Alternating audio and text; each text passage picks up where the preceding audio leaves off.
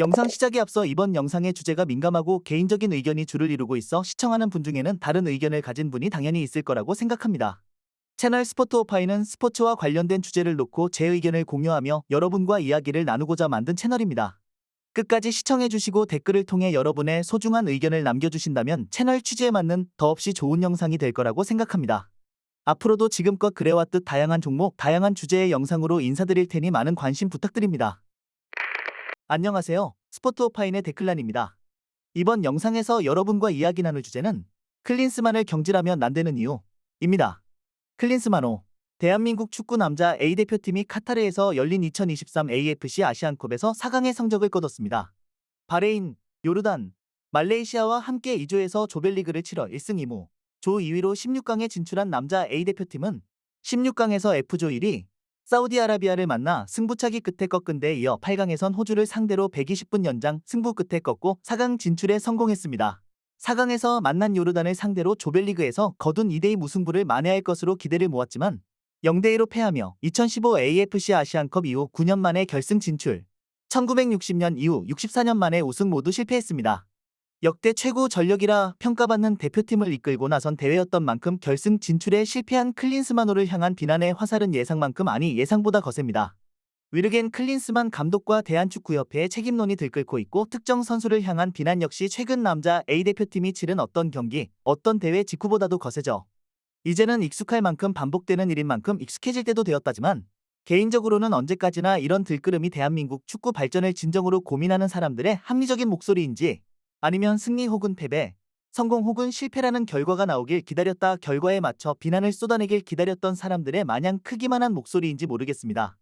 다시 말하면 똑같은 경기를 보고 비슷한 감정을 느끼는 와중에도 남자 A대표팀이 더 나은 팀으로 발전하기 위해 함께 고민할 각오가 된 사람들의 목소리인지 단순히 승리 그것도 완벽한 승리가 아니면 인정하지 못하는 높은 기준을 마치 합리적인 예상과 시각인 것처럼 주장하는 사람들의 목소리인지 모르겠습니다.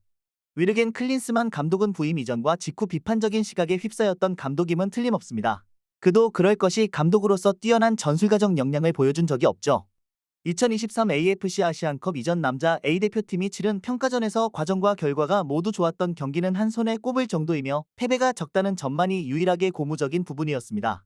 그랬기에 2023 AFC 아시안컵에서 기대만큼 좋은 성적을 거두지 못한다면 경질해야 한다는 목소리가 있었고 우승은커녕 결승 진출도 실패하자 위르겐 클린스만 감독을 경질해야 한다는 목소리와 함께 그를 선임하는데 가장 큰 역할을 행사한 것으로 알려진 정몽규 대한축구협회장도 책임지고 물러나야 한다는 목소리가 나옵니다.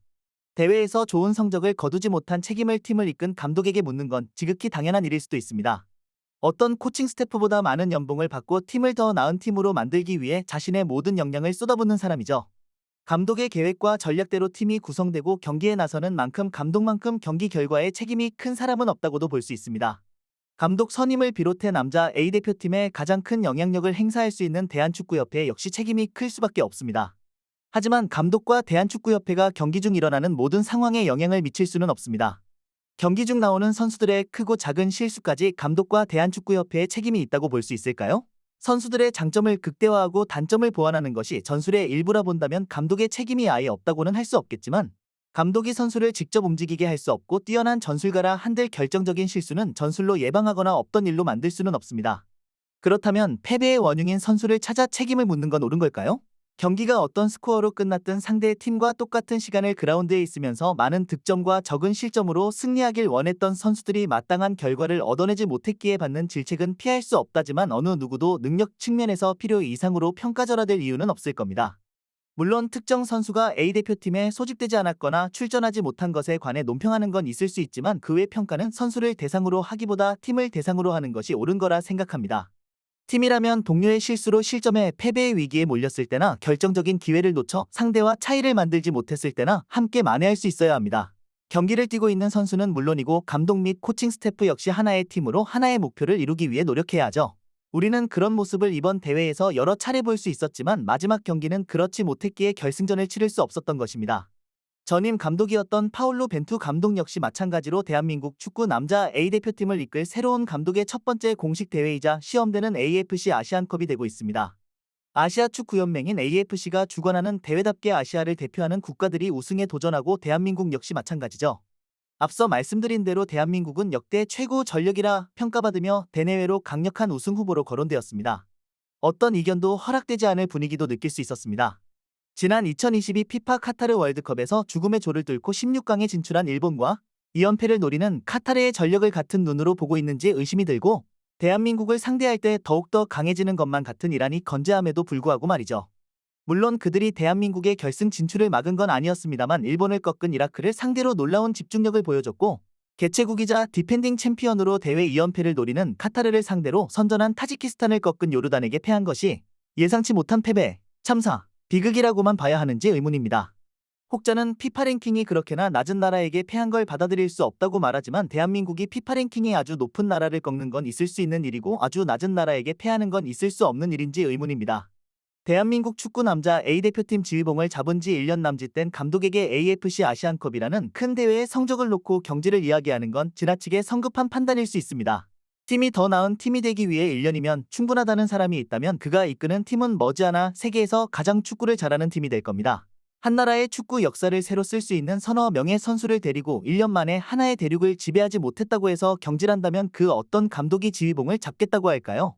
이전에도 계약 기간까지 신임하지 않고 감독을 갈아치워 새로운 감독에게 소방수 역할을 맡긴 뒤 대한민국 축구는 이전보다 나아졌다고 말할 수 있었나요? 소방수 역할로 소모된 감독의 성과는 공정하게 평가되지 못할 뿐만 아니라 불만을 쏟아내는 여론의 목소리만 커진 게 느껴지지 않나요? 위르겐 클린스만 감독의 축구를 혹평하는 평론가는 무색무취, 전술적인 판단을 내리기보다 선수에게 맡기는 유형의 감독이라고 말합니다. 하지만 국가대표팀 감독으로 뛰어난 전술가적 면모를 드러내 눈에 띄는 성과를 낸 감독이 있었는지 되돌아볼 필요가 있습니다. 개인적으로는 레알 마드리드와 스페인 축구 국가대표팀을 이끌고 뛰어난 성적을 거둔 비센테 델보스케 감독 이후 국가대표팀 감독이 뛰어난 전술가적 면모를 갖고 그것을 바탕으로 성과를 낸 감독은 없었다고 생각합니다. 그리고 냉정히 말해 국가대표팀이든 클럽팀이든 뛰어난 전술적 역량을 발휘하며 지도하고 있는 감독은 대한민국 축구 남자 A대표팀 감독직에 관심이 없습니다. 선수단의 능력과 장기적으로 선수단이 발전할 수 있을 정도로 선수 수급 환경이 좋은 것도 아니며 팀이 더 나은 팀으로 발전하기 위한 인프라가 갖춰진 것도 아니죠. 당장 일본과 비교하더라도 여러 측면에서 부족할 뿐만 아니라 특정 유형의 선수만 공격, 미드필더, 수비에 자리하고 있을 뿐 하나의 팀으로 완성되기에는 부족한 부분이 적지 않습니다. 그것이 감독의 역량 하나로 완벽하게 조직될 수 있다고 믿는 수많은 사람을 설득할 방법은 없고 짧은 시간 안에 성과를 내지 못하면 지금처럼 차갑고 따가운 여론의 화살을 맞아야 하니 독이 든 성배 아니 독만 든 성배죠. 혹자는 클럽팀에서 최고의 활약을 보여주고 있는 선수를 활용하지 못하는 건 감독의 역량 문제라고 말하지만 그렇게만 보기에는 너무나도 많은 국가의 너무나도 뛰어난 선수들이 클럽팀과 대표팀에서 상반된 모습을 보여주고 있을 뿐만 아니라 클럽팀과 대표팀에서 같은 역할을 소화할 수만은 없는 상황입니다. 클럽팀에서 뛰고 있는 동료와 같은 수준의 능력을 발휘하는 동료가 그 선수만을 위해 움직여줄 수 없고 클럽팀과는 또 다른 하나의 팀이 조직되는 과정은 다를 수밖에 없으며 감독 및 코칭 스태프 역량 바깥의 일일지도 모릅니다. 2022 피파 카타르 월드컵이 끝난 뒤 파울로 벤투 감독을 재신임하자는 여론이 대세였지만 새로운 감독이 선임되기에 이르렀는데 그 배경에는 2023 AFC 아시안컵 성적에 따라 2026 피파 북중미 월드컵까지 계약 기간을 연장하는 일종의 조건이 붙었다는 게 알려지기도 했습니다. 되돌아보면 이런 일이 벌어질 줄 예상했던 것일지도 모르겠습니다. 그저 상대의 실수가 아니었다면, 어떤 선수의 활약이 아니었다면 성과를 내지 못하고 예상치 못한 패배, 참사, 비극을 연출했을 그저 운 좋은 감독이 이번 대회 16강에 진출시켰다고 다음 대회까지 맡겨뒀다는 비난을 피하기 위한 최소한의 안전장치가 있어야 한다고 생각했을지도 모를 일입니다.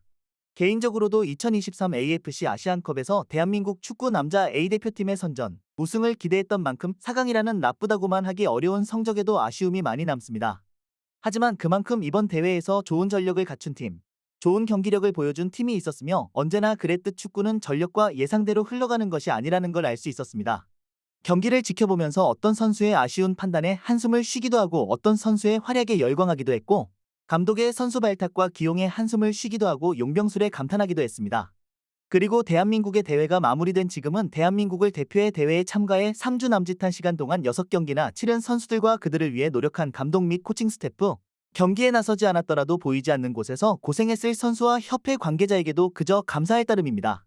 대회가 진행되는 동안 그 어떤 경기보다 대한민국 축구 남자 A대표팀의 경기를 집중해서 본 게 후회되지 않을 정도로 좋았기 때문입니다. 여러분은 위르겐 클린스만 감독이 이끈 대한민국 축구 남자 A대표팀의 2023 AFC 아시안컵에 관해 어떻게 생각하시나요? 또 위르겐 클린스만 감독의 거취에 관해서는 어떻게 생각하시나요? 여러분의 의견을 댓글로 남겨주세요. 이번 주 영상도 시청해주셔서 감사합니다.